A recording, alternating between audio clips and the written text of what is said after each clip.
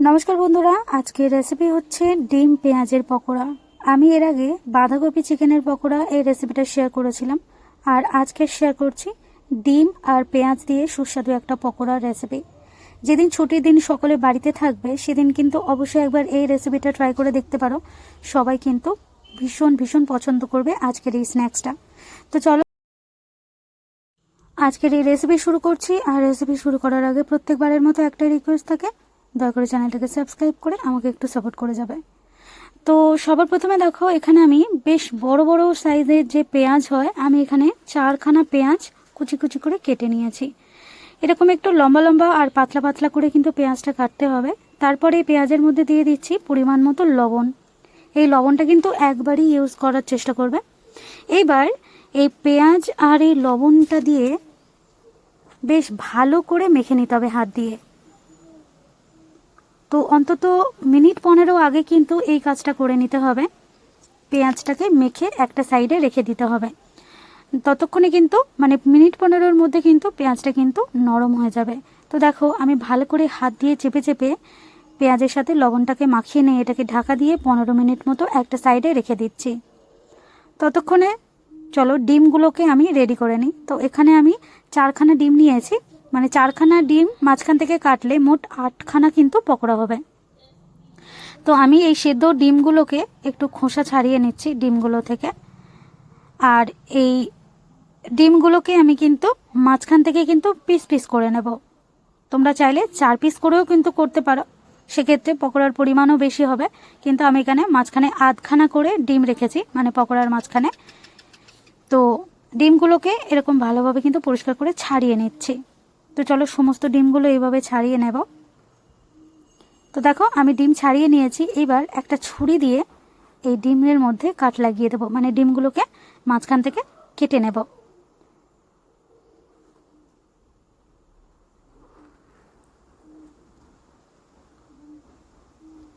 দেখো, এইভাবে ডিমগুলোকে কেটে নিতে হবে। আরও একটা ডিম আমি কেটে নিচ্ছি, আর এইভাবেই কিন্তু 4টে ডিম সব কেটে নেব। আর এদিকে কিন্তু 15 মিনিট হয়ে গিয়েছে, ডিমটা সেদ্ধ করা থেকে কাটা পর্যন্ত ছাড়িয়ে কিন্তু 15 মিনিট হয়ে গিয়েছে। তার আগে কিন্তু আমি পেঁয়াজটাকে মেখে রেখেছিলাম। তো পেঁয়াজটা কিন্তু এখন নরম হয়ে গিয়েছে। এবার আমি এর মধ্যে কিছু উপকরণ দেব। তো আমি দেখে দিচ্ছি কি কি দিচ্ছে। এখানে আমি দিয়ে দিচ্ছি যে 1/4 কাপ হয়, সেই কাপের 2 কাপ মতো বেসন আমি দিয়ে দেবো এই কাপেরই মেজারমেন্ট করে 1 কাপ মতো কর্নফ্লাওয়ার। আর এই কাপের আবারও মেজারমেন্ট করে এর মধ্যে আমি দিয়ে দেবো 1 কাপ মতো, এই 1/4 কাপের 1 কাপ মতো চালের গুঁড়ো। তো এই 3টে উপকরণ দিতে হবে। এবার আমি বেশ কিছু মশলা এর মধ্যে দেব। তো তার আগে আমি পেঁয়াজের সাথে এই কর্নফ্লাওয়ার, বেসন আর যে চালের গুঁড়োটা নিয়েছি সেটাকে ভালোভাবে মেখে নেব পেঁয়াজের সঙ্গে। আর এই রেসিপিতে কিন্তু জল ব্যবহার করা যাবে না।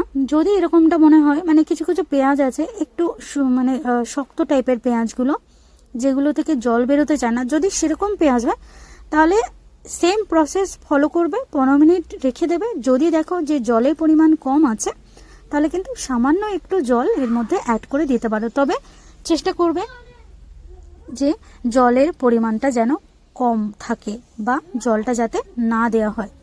তো দেখো, আমি জল ছাড়াই কিন্তু পেঁয়াজের সাথে সমস্ত উপকরণ ভালোভাবে মিশিয়ে নিয়েছি। আর দেখো, এরকম আঠালো টাইপের কিন্তু মিশ্রণটা হবে কিন্তু এই মাখাটা।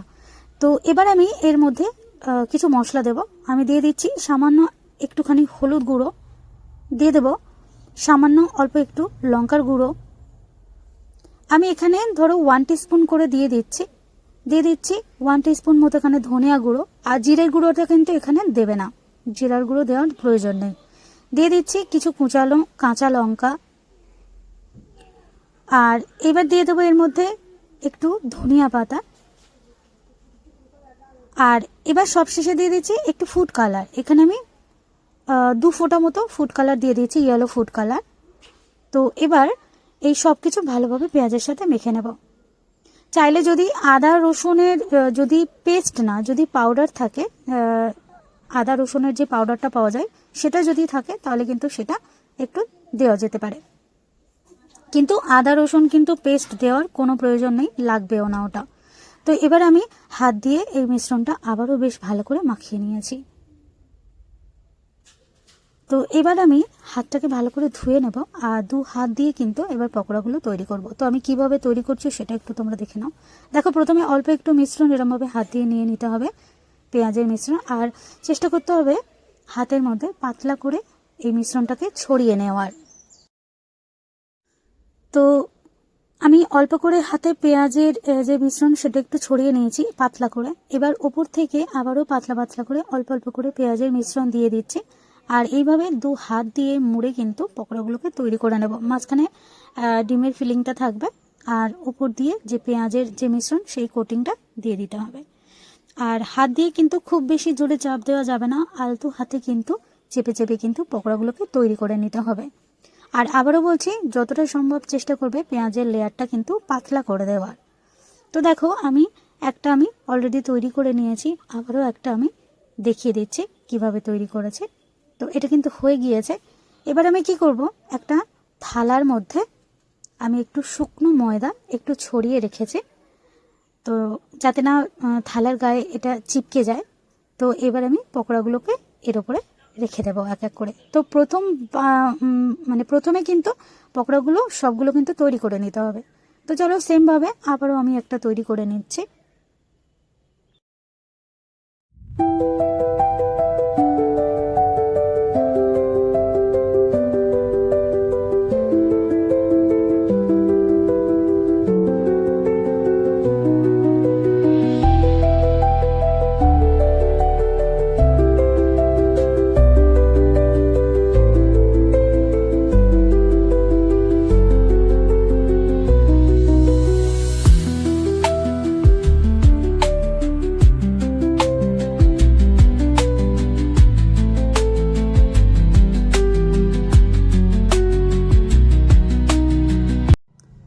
তো দেখো, এখানে আমি এক এক করে কিন্তু সবগুলো তৈরি করে নিয়েছি।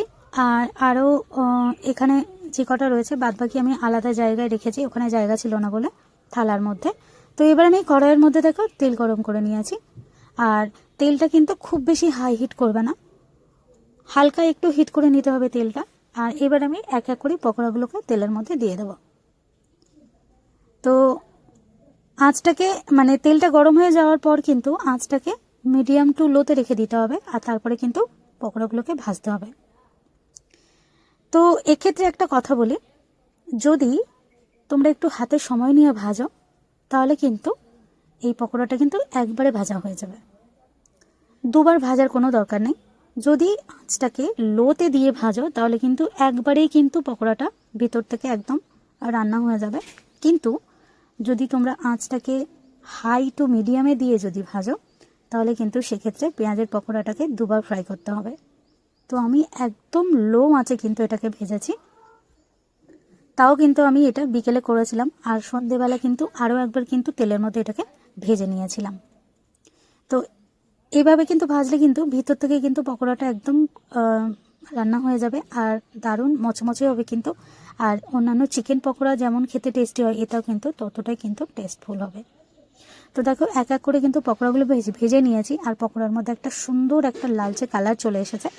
এবার আমি কি করব, এগুলোকে তেল থেকে তুলে নেব। এগুলো পুরো প্রপারলি ভাজা হয়ে গিয়েছে, এগুলোকে এবার তেল থেকে তুলে নেব এক এক করে।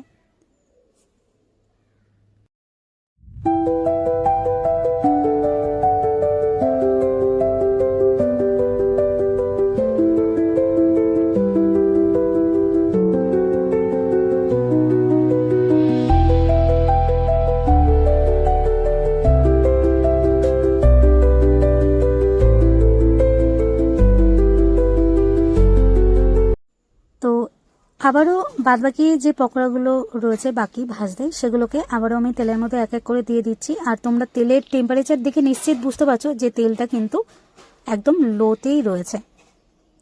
তো এবার এগুলো সেমভাবে ভেজে নেব। তো আশা করছি আমার এই আজকের ডিম পেঁয়াজের পকোড়ার যে ইউনিক রেসিপিটা তোমাদের সবার ভীষণ পছন্দ হবে। যারা যারা আজকের এই রেসিপিটা দেখছো অবশ্যই একবার ছুটির দিনে কিন্তু বাড়িতে যখন সবাই থাকবে তখন কিন্তু একবার ট্রাই করো এই রেসিপিটা, সবাই ভীষণ ভীষণ পছন্দ করবে। তো আজকের রেসিপি এই পর্যন্তই, আবার আসবো নেক্সট টাইম আরও একটা নতুন রেসিপি নিয়ে তোমাদের সাথে শেয়ার করার জন্য। সবাই ভীষণ ভালো থাকবে, দেখতে থাকবে লিপিকা রান্নাঘর। আর প্লিজ চলে যাওয়ার আগে আমাকে একটু সাপোর্ট করে